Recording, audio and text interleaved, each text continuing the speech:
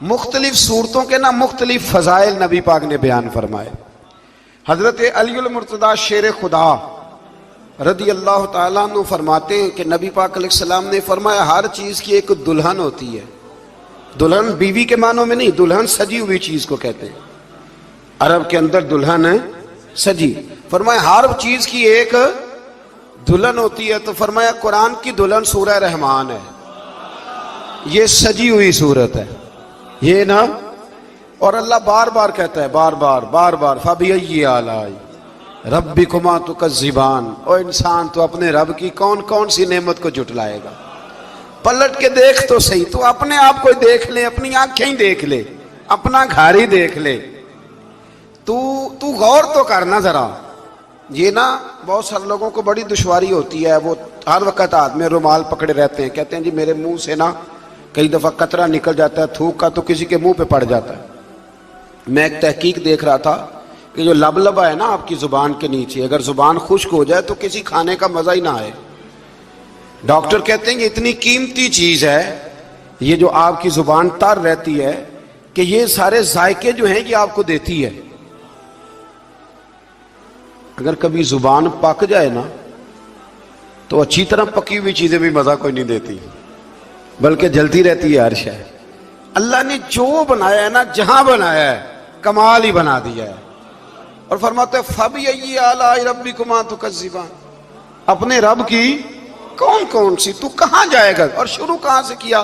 فرمایا الرحمن علم القرآن، فرمایا رحمان نے اپنے حبیب کو قرآن سے۔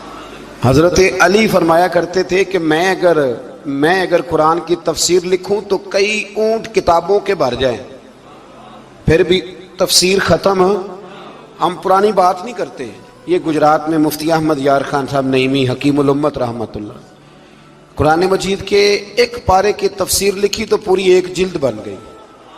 ابھی پنڈی کے وہ عالم حیات ہیں جو کہتے ہیں کہ ایک پارے کی ایک جلد نہیں، ایک پارے کی تو 3-4 جلدیں بن جاتی ہیں۔ اعلیٰ حضرت فاضل بریلوی سے کسی نے کہا تفسیر لکھیں، فرمانے لگے میں لکھوں گا تو پڑھے گا کون؟ فرمایا میں تو سورہ بددعا کی تفسیر لکھوں تو کئی جلدیں بن جائیں، اتنا وسیع۔ اور بتائیے یہ وہ لوگ ہیں جنہوں نے استادوں سے قرآن سیکھا ہے، تو جس رسول نے اللہ سے سیکھا ہے، جس نبی نے اللہ سے سیکھا ہے، اس کے آپ کیا صاحب بات کرتے ہیں علم کی، اور آپ ترازو لے کے بیٹھے ہیں، آپ کیسی بات کرتے ہیں؟ میرے محبوب کو رب کہتا ہے میں نے قرآن سکھایا ہے۔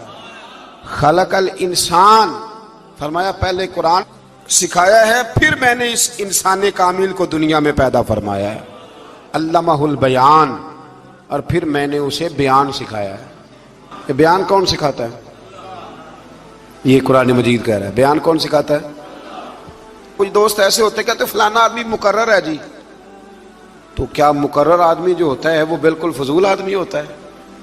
اللہ کہتا ہے کہ یہ جو بیان ہے نا یہ بھی میں ہی سکھاتا ہوں، ہر ایک حصے میں ہر نعمت آتی یہ بھی اللہ ہی سکھاتا ہے۔ اور نبی کریم علیہ السلام نے فرمایا بعض بیان جادو ہوتے ہیں، وہ جادو ہی کر جاتے ہیں جی۔ کچھ لوگ ایسے ہوتے ہیں جن کا ایک جملہ انسان سنتا ہے تو ساری زندگی کے لیے کافی ہو جاتا ہے، اللہ تاثیر کی دولت عطا کرتا ہے۔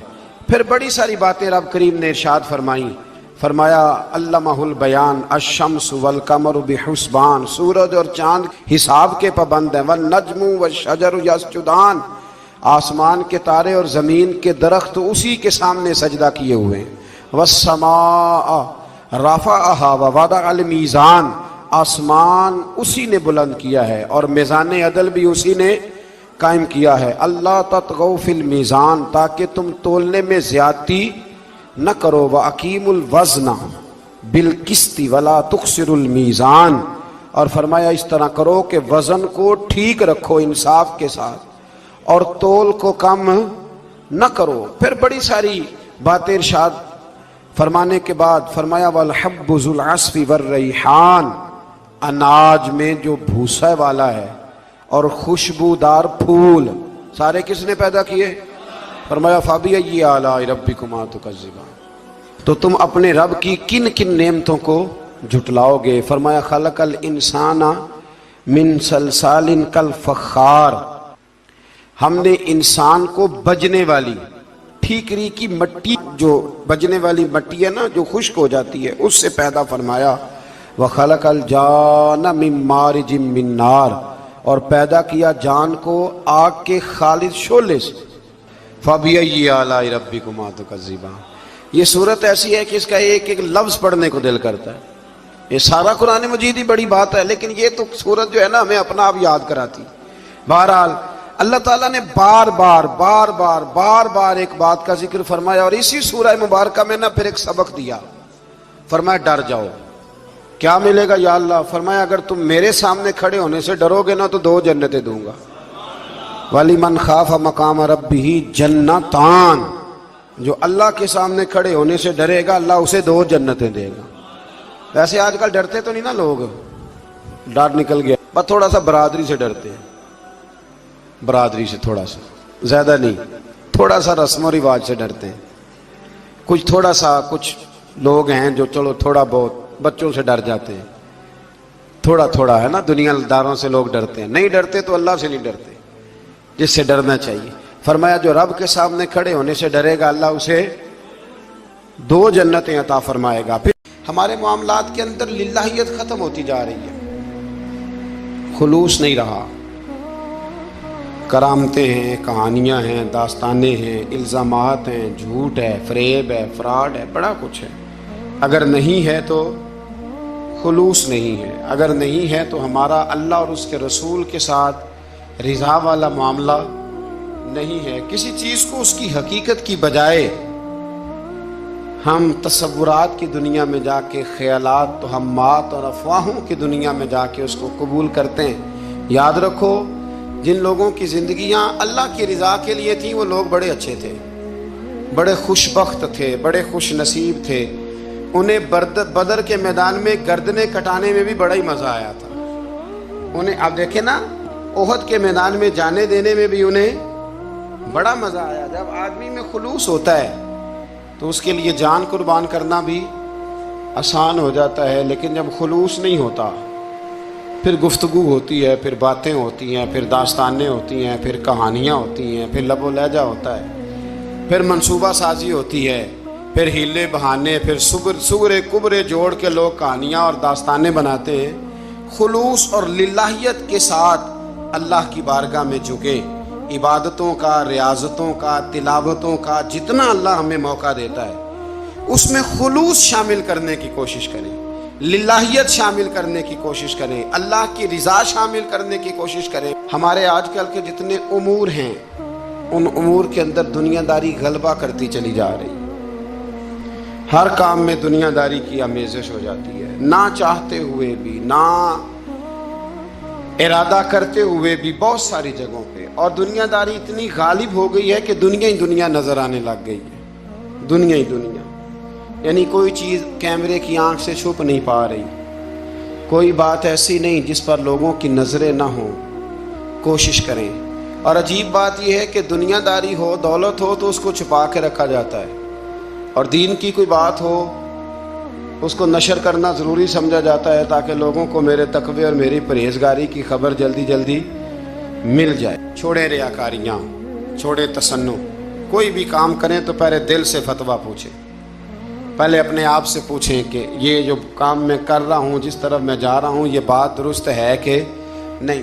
फिर जब आप समझ लें कि बात दुरुस्त है, फिर उस पर और मेहनत करें और खुलूस का मुजाहरा करें। तो ये जो हमारा मिजाज है ना, लोगों को दिखाने का, बताने का, सुनाने का, शेख अबुल अब्बास मरसी फरमाते कि मुझे कई दफ़ा महबूब करीम अलैहिस्सलाम का दीदार नसीब हुआ। मेरा और हुजूर का मामला था, फिर मैंने लोगों को बताना शुरू कर दिया। फरमाते हैं फिर उन्होंने आना छोड़ दिया, इसलिए कि कुछ बातें ऐसी होती हैं जो बताने की नहीं होती। लेकिन कुछ बंदों को बिशारतें होती बड़ी हैं, वो उन बेचारों को बदहज़मी हो जाती। वो बताएं ना जब तक 20 लोगों को, तब तक उनकी वो बदहज़मी ख़त्म। हालांकि हर चीज़ बताने की, दिखाने की, सुनाने की, हर चीज़ की वजाहत देने की नहीं होती। हर चीज़ ऐसी नहीं होती। हज़रत अबू हुरैरा जैसे लोग फरमाया करते थे, इल्म की 2 थैलियाँ, एक खोली है, दूसरी खोलो तो मुझे कत्ल कर दो। ہر چیز کو بتانے سمجھانے کی ہوتی ہے. تو خلوص دیکھے کتنا ہے اس میں، للہیت کتنی ہے، اللہ کی رضا کتنی. میرے نبی رحمت صلی اللہ تعالی علیہ وسلم نا حضرت معاذ ابن جبل کو جب یمن کے لیے روانہ کرنے لگے تو رسول پاک علیہ السلام نے بڑی نصیحتیں فرمائیں. ان نصیحتوں میں درد بڑا تھا. کیوں؟ اس لیے کہ حضور نے انہیں بتلایا تھا کہ جب تم واپس آؤ گے تو میری تمہاری ملاقات نہیں ہوگی، تم میری قبر سے گزرو گے، ملاقات نہیں ہوگی. تو وہ جو نصیحتیں تھی نا اس موقع پر، جب آپ گویا کسی سے آخری ملاقات کر رہے ہوتے، ان نصیحتوں کے اندر جو حسن ہوتا ہے، کمال ہوتا ہے، وہ تو جاتے جاتے کی بات، لے سجنا اساں توڑ نہیں پائی، جان ہی دیتی رات تیرے، وہ جو جاتے جاتے کی گفتگو ہوتی ہے، وہ جو انداز ہوتا ہے بڑا کمال ہوتا ہے. اور اس کی گہرائی اور گہرائی کو وہ سمجھ سکتا ہے جس کو وہ لمحے میسر آتے، جو اس وقت اس مقام پہ کھڑا ہوتا ہے. حضرت معاذ ابن جبل رضی اللہ تعالیٰ عنہ تڑپ کے روئے کہ حضور کیا فرما رہے ہیں. حضور کوئی خاص نصیحت تو نبی پاک نے بڑا کچھ فرمایا. ایک جملہ حضور نے یہ کہا، معاذ عمل جتنا بھی کرنا خلوص کے ساتھ کرنا. اور محبوب نے فرمایا تیرا خلوص کے ساتھ کیا ہوا تھوڑا عمل بھی رب کی بارگاہ میں زیادہ بنا کے تیرے لیے ذریعہ نجات بن جائے گا. جتنا بھی کرنا خلوص کے ساتھ کرنا. بولیے، خلوص کے ساتھ کرنا، للہیت کے ساتھ کرنا، اس کے اندر کوئی کمزوری نہ آنے پائے. للہیت کے ساتھ، خلوص کے ساتھ، رواداری کے ساتھ، پیار کے ساتھ کرنا. میرے بھائیوں، یہ سمجھنے کا مقام ہوتا ہے کہ جب ہم اللہ اور اس کے رسول صلی اللہ علیہ وسلم کی رضا کے لیے کوئی عمل کرتے ہیں تو اس کا بھی ہمارے دل کو پتہ ہوتا ہے، اور جب اندر ریاکاریاں ہوتی ہیں تو ہمارے دل کو اس کا بھی پتہ ہوتا ہے. ہمیں دونوں باتوں کی خبر. اب ہمیں خود سوچنا ہے، ہمیں خود فکر کرنی ہے، غور کرنا ہے کہ ہمارا انداز. ایک بزرگ تھے امام غزالی نے لکھا ہے، انہوں نے 7 سال پورے 5 نمازیں جماعت کے ساتھ پڑھی اور پہلی صف میں تکبیر اولیٰ کے ساتھ پڑھی. 7 دن نہیں پوری پڑھی جاتی 5 نمازیں پہلی صف میں پہلی تکبیر کے ساتھ. 7 پہلی صف میں تکبیر اولیٰ. کہتا ہے امام نے اللہ اکبر کہا پہلی تکبیر میں تو ہم نے بھی ساتھ ہی اللہ. پہلی صف میں 7 سال تک 5 نمازیں تکبیر اولیٰ سے بہت بڑا کارنامہ ہے، بہت بڑی بات ہے.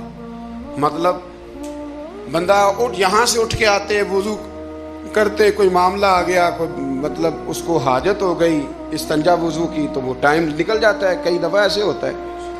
7 سال پورے نماز پڑھی. تو کہتے ہیں 7 سال کے بعد نا ایک دن 8واں سال لگا ہوا تھا تو بزرگ فرماتے ہیں میں ذرا لیٹ ہو گیا، تکبیر اولیٰ تو مل گئی پر پہلی صف نہ ملی، تیسری صف میں جگہ ملی.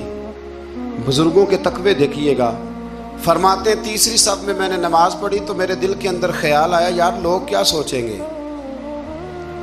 کہ اتنا اچھا اس کا ریکارڈ تھا، پہلی صف میں یہ نماز پڑھتا تھا تو آج تیسری صف میں لوگ کیا سوچیں گے. فرماتے ہیں جب یہ لفظ زبان پہ آیا تو میرا ضمیر بول پڑا،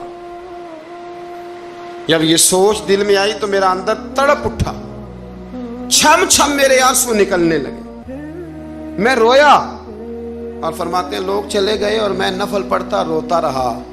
میں نے کہا اللہ مجھے یوں لگتا ہے وہ 7 سال تک پہلی صف میں جو نمازیں پڑھتا رہا وہ تو لوگوں کو دکھانے کے لیے پڑھتا رہا. فرماتے ہیں میں نے 7 سال کی نمازیں قضا پڑھی، قضا نمازیں پڑھی، اس لیے کہ مجھے سمجھ آئی کہ وہ نماز اللہ کی رضا کے لیے نہیں تھی، وہ تو بندوں کو ریکارڈ بنانے کے لیے تھی. تو میں نے وہ 7 سال کی نمازیں قضا پڑھی. اور فرماتے ہیں اب دوبارہ سے جب میں جاتا ہوں تو پھر میں اپنے دل پہ غور کرتا ہوں کہ پہلی صف تکبیر اولیٰ پر یہ بتا نیت کیا ہے، یہ بتا کہ تیرا ارادہ کیا ہے. شیخ سعدی فرمایا کرتے تھے تیرے وجود کا قبلہ تو سیدھا ہے، دل کے قبلے کی بھی بات بتا. حضرت موسیٰ کلیم اللہ علیہ نبینا علیہ الصلوۃ والسلام پر اللہ کریم نے وحی فرمائی کہ اے موسیٰ، اے میرے کلیم، میرے لیے بھی کوئی کام کیا ہے؟ عرض کی اللہ میں نے نمازیں پڑھی، روزے رکھے، تبلیغ کی. فرمایا وہ تو آپ کی ذمہ داریاں تھیں، وہ تو آپ نے اپنے لیے کیا، میرے لیے بھی کچھ کیا ہے؟ رب کریم نے پوچھا موسیٰ میرے لیے بھی کچھ کیا ہے؟ عرض کی اللہ یہ سارا کچھ. فرمایا مالک تیرے لیے کیا. کہا یہ تو آپ نے اپنے لیے کیا، آپ کی ذمہ داریوں میں شامل تھا. مالک تیرے لیے کیا ہے؟ فرمایا کسی بندے سے محبت کی ہے کہ یہ اللہ کا بندہ ہے؟ کسی بندے سے محبت کی ہے کہ یہ اللہ کا بندہ ہے؟ یا کسی کے ساتھ تمہاری صرف اس لیے ناراضگی ہو کہ یہ اللہ کا نافرمان ہے، اللہ رسول کا دشمن ہے، معاذ اللہ بے ادب ہے؟ میرے بھائی سمجھ لیں اچھی طرح اور اپنے دل کے کونے میں یہ بات بٹھا لیں کہ زندگی میں جو کام کریں وہ اللہ کی رضا کے لیے. چھوٹا سا بھی خیر کا کام. میرے رسول کریم علیہ السلام کا جو سب سے پہلا فرمان ہے نا بخاری میں، وہ یہ ہے کہ انما الاعمال بالنیات. تیرے عمل کا دار و مدار تیری نیت پر ہے، تیرے ارادے پر ہے. بنیاد تمہاری نیت ہے.